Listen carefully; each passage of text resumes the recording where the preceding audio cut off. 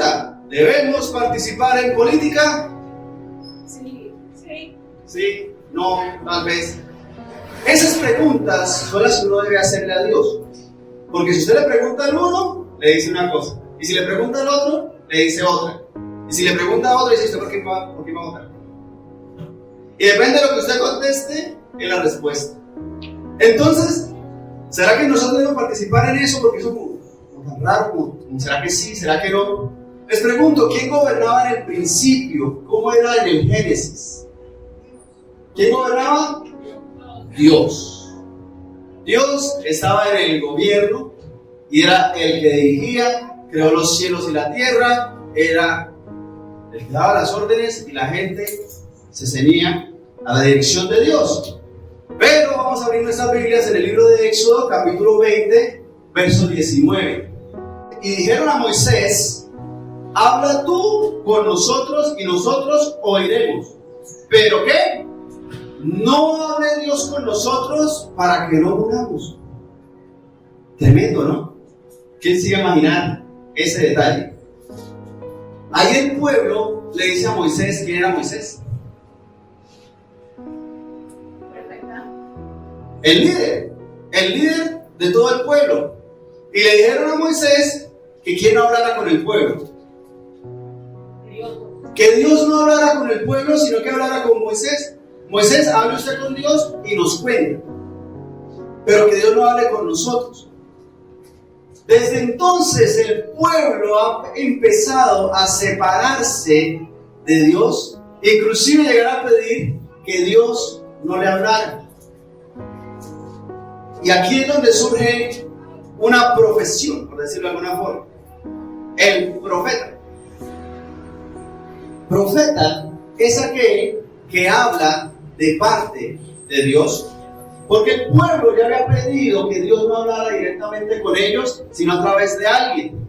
Ese alguien en este momento era Moisés. Pero entonces surgen los profetas como esos mensajeros de parte de Dios. Dios gobernaba, enseñaba y dirigía y guiaba al pueblo a través de los profetas. Ya no era directamente Dios hablándole a todos, sino a través de alguien que se denominaba de esta forma, profeta. Pero entonces resulta que los profetas tenían un inconveniente técnico, y era que la gente no los quería, los rechazaba. Quiero pedirle favor a los que están de este lado que busquen en sus Biblias Mateo 23, 37. No lo lean todavía, yo les digo cuándo. Y a los que están de este lado, Lucas 13, 34. Jerusalén, Jerusalén, que matas a los profetas y apedreas a los que te son enviados. ¿Cuántas veces quise juntar a tus hijos como la gallina junta sus polluelos debajo de las alas y no quisiste? Pero entonces le pregunto: ¿qué es lo que pasaba con los profetas? ¿Los mataban? ¿Cómo eran los profetas? Terrible. Ambos versículos son prácticamente iguales. La única diferencia es que uno dice debajo de las alas y otro dice debajo de sus alas. Pero es lo mismo, ¿sí? ¿Y qué sucede? Resulta que la gente no quería a los profetas. Y vamos a buscar 1 Samuel, capítulo 8, versículo del 4 en adelante. El 4 dice: entonces todos los ancianos de Israel se juntaron y vinieron a Ramá para ver a Samuel. Y le dijeron: he aquí tú has envejecido y tus hijos no andan en tus caminos. Por tanto, constitúyenos ahora un rey que los juzgue como tienen todas las naciones. Y estamos viendo cómo es el gobierno. Y el gobierno de Dios era a través de los profetas. Samuel era un profeta. Y el pueblo buscaba entonces a Samuel para decirle cómo andaban las cosas. Y Samuel buscaba a Dios. Dios le decía a Samuel y Samuel daba las instrucciones de parte de Dios. Era Dios quien dirigía a través del profeta. Pero vemos que aquí llega el pueblo a hablar con Samuel. Y le dijeron: he aquí tú has envejecido y tus hijos no andan en tus caminos. Por tanto, ¿qué? Constitúyenos ahora un rey que nos juzgue como tienen todas las naciones. Samuel era el profeta y Dios gobernaba a través de él. Pero, ¿cómo era la conducta de los hijos de Samuel? Mala. Y en verdad era malo. Los hijos estaban así como muy desordenados. Entonces le pregunto, ¿los hijos de los profetas se convierten en profetas directamente por linaje? No, no, señor. ¿Quién elige al profeta? Dios mismo. Dios dirigía al pueblo a través de alguien que Dios mismo elegía, sin la intervención de ninguno. Ay, ¿a quién elegimos por profeta? No, Dios sencillamente elegía a ese alguien. Pero sus hijos no necesariamente iban a ser los profetas. ¿Quién estaba actuando mal? ¿Samuel o los hijos? Los hijos. Pero Samuel de pronto por permitirle ciertas cosas. Entonces tampoco era. Pero no quería decir que esos hijos fueran a ser los siguientes líderes de parte de Dios. ¿Pero qué pide el pueblo? Constitúyenos ahora un rey que nos juzgue como tienen todas las naciones. El pueblo estaba viendo que las naciones alrededor tenían ¿qué? Tenían rey. Entonces le dijeron a Samuel que no, que ahora mejor de aquí en adelante tengamos un rey. Y les pregunto, ¿eso lo hicieron por moda? ¿Lo pidieron por moda? Es que como está de moda tener rey en el mundo, entonces denos un rey. ¿Será por eso? ¿O será porque miraron al mundo y no miraron a Dios? Más bien, buscaron la solución y la respuesta en el mundo, pero no estaban buscando una solución, una respuesta en Dios. Y eso suele pasar, ¿o no? Buscamos cómo resolver humanamente los problemas, buscamos cómo resolver mundanamente los problemas. ¿A quién soborno? ¿A quién me pago? ¿Qué mentira digo? ¿Qué cosa mala hago para resolver las cosas? Y no le preguntamos a Dios. ¿Suele pasar? Suele pasar. Verso 6, ¿quién lo lee? Pero no agradó a Samuel esa palabra que dijeron, danos un rey que nos juzgue. Y Samuel oró a Jehová. El profeta, en cambio, sí fue a Dios. El profeta, en cambio, sí fue a buscar una solución en Dios. El pueblo estaba buscando una solución en el mundo, pero el profeta estaba buscando una solución ¿en quién? En Dios. Verso 7. Y dijo Jehová a Samuel: oye la voz del pueblo en todo lo que te digan, porque no te han desechado a ti, sino a mí me han desechado, para que no reine sobre ellos. ¿A quién habían desechado entonces? A Dios mismo. ¿Por qué? Porque Samuel era el profeta, pero él no iba por su propia cuenta. Él iba de parte de Dios. Y al pedir un rey, estaban rechazando al profeta para que no gobernara el profeta, o Dios, perdón, no gobernara a Dios a través del profeta, sino que tuviera un rey y ya. Porque el verso 7 termina diciendo: a mí me han desechado para que no reine sobre ellos. Y el verso 8 dice: conforme a todas las obras que han hecho desde el día que los saqué de Egipto hasta hoy, dejándome a mí y sirviendo a dioses ajenos, así hacen también contigo. Entonces les pregunto, ¿buscaban a Dios para solucionar el problema? ¿Cuál era el problema? Que los hijos de Samuel no estaban haciendo lo correcto y Samuel se estaba volviendo viejito, como todos nosotros. Samuel ya estaba bastante avanzado en edad y la gente veía que los hijos de él eran como desordenados, pero no buscaban la solución en Dios, buscaban la solución en el mundo. Entonces continuamos leyendo, verso 9 en adelante. Ahora pues, aquí está hablando Dios, ahora pues oye su voz, mas protesta solemnemente contra ellos y muéstrales cómo les tratará el rey que reinará sobre ellos. Y refirió Samuel todas las palabras de Jehová al pueblo que le había pedido rey. El pueblo le pide a Samuel que constituya un rey. Y Dios le dice: Samuel, a usted no lo rechazaron, me rechazaron a mí. Entonces cuénteles cómo los va a tratar el rey. Y comienza la lista, verso 11 en adelante. Dijo pues: así hará el rey que reinará sobre vosotros, tomará a vuestros hijos y los pondrá en sus carros y en su gente de a caballo para que corran delante de su carro, y nombrará para sí jefe de miles y jefe de cincuentenas. los pondrá a sí mismo a que aren sus campos y sieguen sus mieses, a que hagan sus armas de guerra y los pertrechos de sus carros. Tomará también a vuestras hijas para que sean perfumadoras, cocineras y amasadoras. Asimismo tomará lo mejor de vuestras tierras, de vuestras viñas y de vuestros olivares, y los dará a sus siervos. Diezmará vuestro grano y vuestras viñas para dar a sus oficiales y a sus siervos. Tomará vuestros siervos y vuestras siervas, vuestros mejores jóvenes y vuestros asnos, y con ellos hará sus obras. Diezmará también vuestros rebaños y seréis sus siervos. Le pregunto, ¿no es así el gobierno de los gobernantes que eligen lo mejor para ellos? Los reyes eligen las mejores tierras y las toman para sí. Y las mejores mujeres y hombres que tengan las mejores capacidades o las mejores destrezas para que le trabajen, para que hagan lo que ellos piden. ¿No es así? Así hacen los reyes, y así hacían. Tomaban entonces, pero uno podría decir, pero bueno, tenían trabajito. Pero es que cada quien tenía lo suyo, cada quien tenía sus tierras. Sus hijos y sus hijas trabajaban en lo que ellos quisieran en sus propias tierras. Lo que iba a pasar ahora era que iba a haber un gobierno que tenía las tierras del gobierno, las propiedades del gobierno, y la gente iba a trabajar para el gobierno, no para sí mismo. Y eso es lo que los gobernantes quieren hacer, y inclusive ahora hacen eso. Porque, por ejemplo, les pregunto, ¿sabía usted que Ucrania prohibió la salida de los varones en este contexto de la guerra? Terrible, espantoso.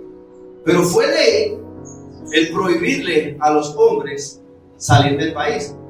O sea, muchos valientes se quedaron a voluntad, pero muchos se quedaron obligados.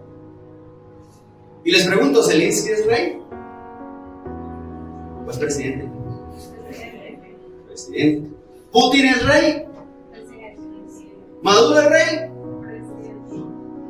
Entonces, miremos por qué Dios permite esto y por qué lo permitió en ese momento. Verso 18. Y clamaréis aquel día a causa de vuestro rey que os habréis elegido, mas Jehová no os responderá en aquel día. Porque mire, es como si Dios le estuviera diciendo, ustedes me rechazaron para que no reine. Eligieron por su propia cuenta a su rey. Y ahora quieren que el gran yo soy les responda por eso. ¿Sí ven? Entonces Dios les dice, ese día que ustedes estén hasta aquí de su rey, van a clamar y Dios no les va a responder por eso. Y por eso es que sucede lo que sucede, estamos como estamos, como dicen por ahí, a causa de nuestras propias decisiones. Verso 19. Pero el pueblo no quiso oír la voz de Samuel y dijo, no, sino que habrá rey sobre nosotros, y nosotros seremos también como todas las naciones, y nuestro rey nos gobernará y saldrá delante de nosotros y hará nuestras guerras. Le pregunto, ¿el pueblo quiso escuchar? No, el pueblo no quiso escuchar, para variar.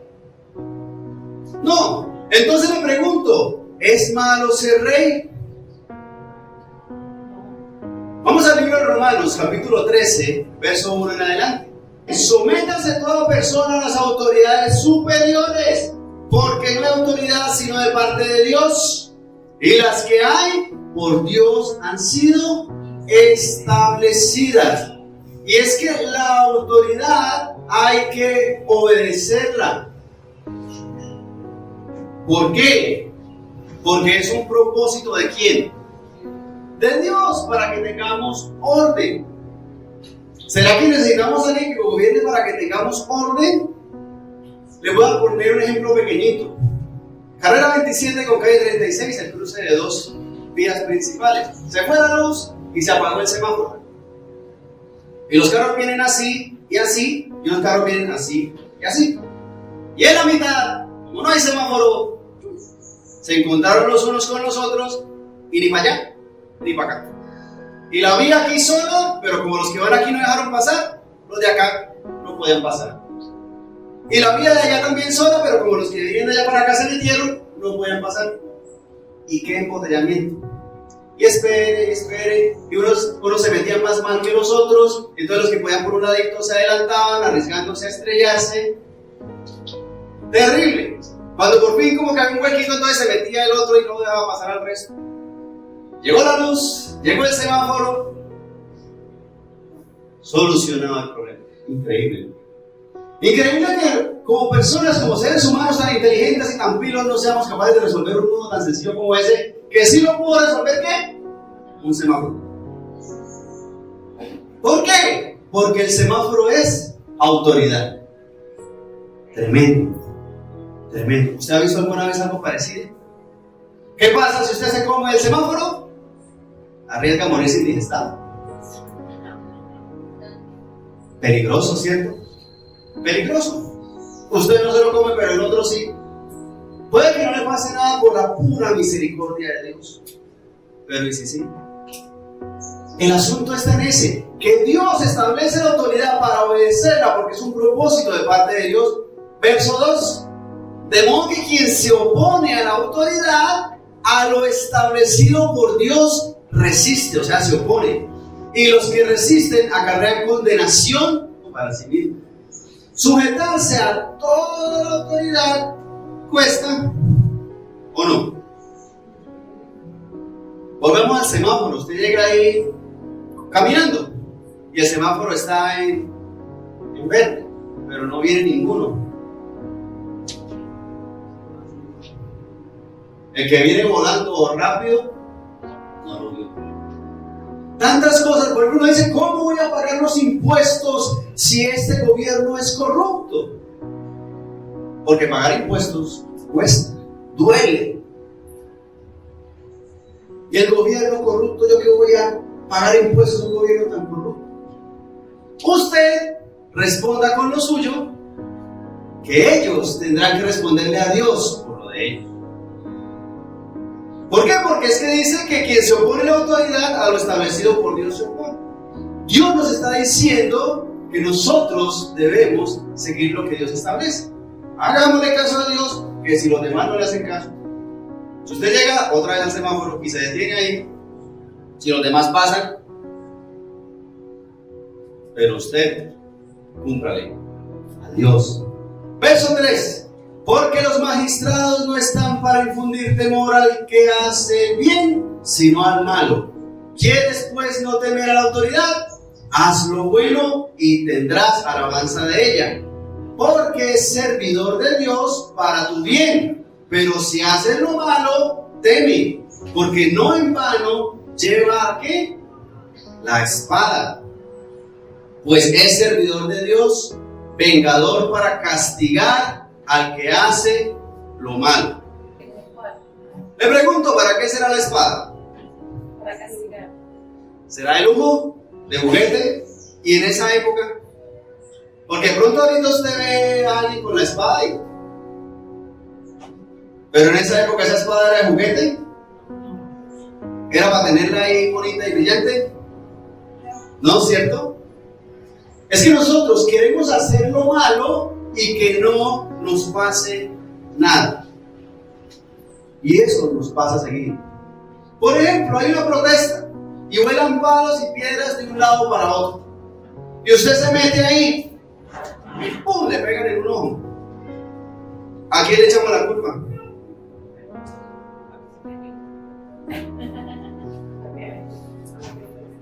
Y si usted demanda y toda la cosa, ¿eso le sana el ojo? ¿No? Ese es el asunto. Que nosotros queremos hacer lo que no conviene y que no nos pase nada. Que no hayan consecuencias. Y hemos hablado que hay consecuencias. Dios es bueno, tiene misericordia, pero hay consecuencias. Verso 5. Por lo cual es necesario estarle sujetos no solamente por razón del castigo, sino también por causa de la conciencia. Pues por esto pagáis también los tributos, porque son servidores de Dios que atienden continuamente a esto mismo. Pagad a todos lo que debéis, Al que tributo, tributo, al que impuesto, impuesto, al que respeto, respeto, al que honra, honra. O sea que Dios enseña a pagar los impuestos. Dios enseña que debemos pagar los impuestos. Usted paga el servicio de agua y en el servicio de agua viene el alcantarillado y la recolección de las basuras. Y uno dice, pero si por aquí pasan como cada 10 años a recoger las basuras. Y sufre por eso. Pero Dios enseña que debemos pagar los impuestos. Si hay que hacer algún reclamo, pues haga el reclamo. Pero hágalo correctamente. Hágalo bien. Porque le pregunto, y dice que pague sus impuestos solamente si el gobierno es justo. ¿No es cierto? ¿Por qué? Porque eso fue lo que elegimos.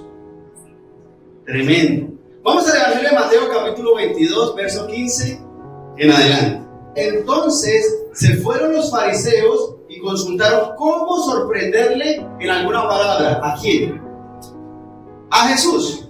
Los fariseos estaban siempre buscando cómo hacer caer, o cómo confundir, o cómo sorprender, o cómo atrapar en algo a Jesús. Entonces dice, entonces se fueron los fariseos y consultaron cómo sorprenderle en alguna palabra. Y le enviaron los discípulos de ellos con los herodianos diciendo, Maestro, sabemos que eres amante de la verdad y que enseñas con verdad el camino de Dios y que no te cuidas de nadie porque no miras la apariencia de los hombres. Dinos pues, ¿qué te parece? ¿Es lícito dar tributo a César o no? César es el título del emperador romano, es el título que recibe el gobernador. Y aquí estos personajes le estaban preguntando con toda la sinceridad, ¿cierto? Muy políticamente. Oh, maestro, tal. No, estaban buscando ¿qué? ¿Cómo hacerlo? Caer. Verso 18 dice, pero Jesús, conociendo la malicia de ellos, les dijo, ¿por qué me tentáis, hipócritas? Mostradme la moneda del tributo. Y ellos le presentaron un denario, una moneda de esa época. Entonces les dijo, ¿de quién es esta imagen y la inscripción? Le dijeron, de César. Y les dijo, dad pues a César lo que es de César, y a Dios lo que es de Dios. Oyendo esto, se maravillaron, ¿y qué? Y dejándole, se fueron. Les pregunto, ¿se quedaron ahí para aprender más? No. Buscaron cómo corchar a Jesús, cómo hacerle caer, y quedaron muy maravillados. Como no pudieron, se fueron. Jesús da esta frase muy reconocida: dad pues a César lo que es de César y a Dios lo que es de Dios. Entonces, sí hay que pagar impuestos y sí hay que obedecer las leyes y hay que elegir los gobernantes. Más adelante, primera de Pedro, capítulo 2, verso 13 en adelante, dice: por causa del Señor, someteos a toda institución humana, ya sea al rey como a superior, ya a los gobernadores como por él enviados para castigo de los malhechores y alabanza de los que hacen bien. Necesitamos seguir, obedecer y sujetarnos a los gobernantes como si fueran enviados con la autoridad de Dios. ¿Por qué? Porque así nos es más fácil. Si usted se sujeta a la autoridad porque se está sujetando a Dios, le es más fácil hacerlo. Si yo pago los impuestos porque sé que Dios establece que los debo pagar, me cuesta igual, pero me duele menos. Verso 15: porque esta es la voluntad de Dios, que haciendo bien hagáis callar la ignorancia de los hombres insensatos, como libres, pero no como los que tienen la libertad como pretexto para hacer lo malo, sino como siervos de Dios. Por eso es que hoy estamos hablando de esto. Estamos en época de elecciones, hay un rifirrafe, un tire para aquí, tire para allá, hay tantos conflictos, pero necesitamos conocer qué es lo que dice Dios de esto. Porque unos dicen una cosa, otros dicen otra, pero lo importante es lo que dice Dios. Y por eso hoy estamos aquí, para saber qué es lo que Dios dice y obrar sabiamente. Verso 17, ahí primera de Pedro. Honrad a todos, amad a los hermanos, amén. Temed a Dios, amén. Honrad al rey. Ay. ¿Cuánto le cuesta a alguien darle honra a su presidente si no fue por el que él votó? Yo no voté por ese. ¿Pero es el presidente o no es el presidente? Sí lo es. Preciso. Le pregunto, ¿siempre gana el candidato por el que usted vota? ¿Garantizado? No. Quien está en eminencia es elegido por unos sí y por otros no. Pero Dios dice, honrad a ¿cuántos? A todos. Amad a los hermanos. A mí sí, cuando dice a todos suena genérico. Entonces sí, yo amo a todos, chévere. Sí, fácil. Amad a los hermanos. Amén. Bendiciones para todos mis hermanos. Amén. Temed a Dios. Así es, Señor. Me sujeto a ti en todo, Dios. Honrad al rey. Y está en el mismo versículo. Ese es el asunto. Es la voluntad de Dios dentro de lo que nosotros elegimos, que el gobernante esté gobernando, que el dirigente esté dirigiendo. Pero Dios nos deja a nosotros elegir. Pero nos muestra que debemos sujetarnos a la autoridad, porque es propósito de Dios para que tengamos orden. Que el gobierno se corrompe, ellos tendrán que responder delante. Yo hago lo correcto y respondo ante Dios, pero él tiene que responderle a Dios por lo que está haciendo. Para terminar, 1 Timoteo capítulo 2. Y vamos a leer el verso 1 al 3. Exhorto ante todo a que se hagan rogativas, oraciones, peticiones y acciones de gracias por todos los hombres, por los reyes y por todos los que están en eminencia, para que vivamos quieta y reposadamente en toda piedad y honestidad, porque esto es bueno y agradable delante de ¿quién? De Dios nuestro Salvador. Mire, dice que hay que orar por todos, incluyendo en el verso 2 ¿a quiénes? Por los reyes y ¿quiénes más? Y por todos los que están en eminencia. Le pregunto, ¿tenemos rey en Colombia? No. Pero hay gobernantes, líderes, presidente y todo lo demás. ¿Y hay que hacer qué? Orar por ellos. Le pregunto, si buscaran de Dios nuestros gobernantes, ¿cómo sería nuestra nación? Hermoso sería, hermoso. Pero a nosotros nos corresponde orar por ellos.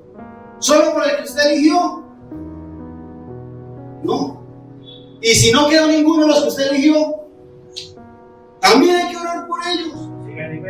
Orar por ellos, hay que orar por ellos antes y después. Porque el que gane va a tener autoridad. Y si esa persona se convirtiera en Dios, ¿cómo sería nuestra tierra? Por eso es necesario que nosotros tengamos claro que sí necesitamos participar en política, pero conociendo lo que Dios establece para ello, con sabiduría, con paz en nuestro corazón, obedeciendo a Dios para que nos quede más fácil. Pongámonos de pie, por favor. Y vamos a hablar porque sí estamos en un momento coyuntural en nuestra nación, pero es necesario que cada uno de nosotros lo haga correctamente delante de Dios y lo haga. Porque votar no es que yo creo o sé quién es el que va a ganar y entonces voy a votar por ese. No, es que usted está cumpliendo a Dios en obedecer, en sujetarse a la autoridad.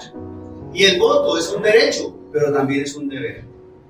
Oremos. Señor Dios Santo, Rey Todopoderoso, delante de tu presencia, en esta mañana, Señor Dios, estamos delante de ti para darte la alabanza y la honra y la adoración a ti, Dios Todopoderoso. Porque por tu gracia y tu misericordia hoy estamos aquí, Señor. Porque lamentablemente nosotros como pueblo hemos rechazado tu gobierno en nuestra vida y nos hemos alejado de ti, Señor Dios. Inclusive en grupo hemos decidido, Señor, que no gobiernes tú, sino que haya un rey. Y los profetas han sufrido y han sido heridos, incluso matados por el pueblo, Señor, asesinados por el pueblo, para que no gobierne Dios en nosotros. Y ahora estamos recibiendo las consecuencias de esto, cuando tú ya nos lo habías advertido. Que en ese momento, cuando estuviéramos clamando delante de ti por el gobierno que está haciendo lo malo, he aquí nosotros somos responsables de ello. Pero ayúdanos, Señor, a poder sujetarnos a la autoridad, porque no es la persona que gobierna, sino la autoridad que tú le dejaste tener, Señor Dios Santo. Por eso nos sujetamos a ti, Señor, para que seas tú dirigiendo nuestra vida.